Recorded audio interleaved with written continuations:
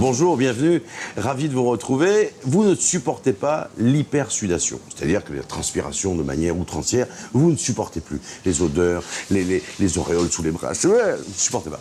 Donc le conseil, je suis allé le chercher chez Martine de Perrette, herboriste et pharmacienne. Martine, est-ce qu'il y a une solution à ce genre de problème?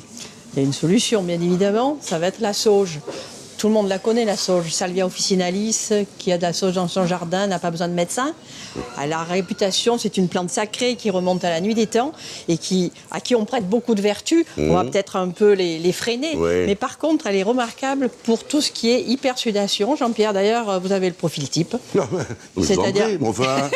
un petit peu enrobé, Ouais, qui abuse peut-être de temps en temps du vin, donc ça accentue la sudation, ça c'est bien connu.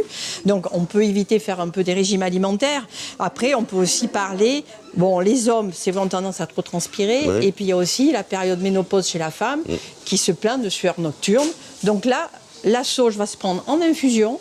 On en prend 2 tasses par jour, une après le repas de midi, une après le repas du soir. En même temps, ça a des propriétés digestives. C'est pour ça qu'on la retrouve dans de nombreux plats contenant le cochon, puisque ça le rend plus digeste. Pourquoi on met des aromates dans les plats? C'est souvent pour le rendre digeste. Bon. Mais là, ce qui nous intéresse, c'est les propriétés donc, de cette plante qui va se prendre en infusion, que ce soit pour les troubles de la ménopause, parce que justement, il y a beaucoup de femmes qui ne veulent plus prendre les traitements de substitution. Donc, on peut avoir recours à la sauge associée à d'autres plantes.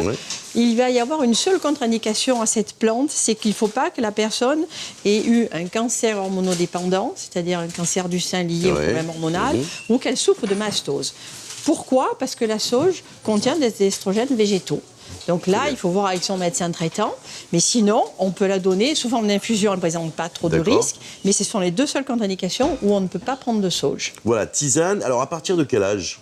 On commence à suer très tôt aussi. Hein. Bien sûr, donc ça peut se donner. Et puis aussi, ça peut se donner, parce que ça se donne pendant les troubles de la ménopause, ça peut se donner aussi, c'est la jeune fille qui a des règles irrégulières. Donc ça facilite la venue des règles et ça justement permet d'avoir un rythme, un cycle beaucoup plus régulier. Toujours en tisane? Toujours en infusion. L'huile essentielle présente trop de toxicité parce qu'elle contient de la thuyone, donc elle peut être convulsivante. L'huile essentielle n'est réservée qu'au corps médical et sur prescription médicale. Voilà, vous le savez, azalgue. Alors on s'en sert aussi pour faire un biscuit qui s'appelle la Zalviade, que l'on trouve notamment à la période pour les morts, pour la Toussaint. Il y a un biscuit qu'on appelle la Zalviade et qui est fait à base de sauge. Voilà donc les conseils intéressants, précis, pratiques pour l'utilisation de cette sauge que l'on trouve bien sûr chez nous et que l'on fait sécher et que l'on consomme en tisane.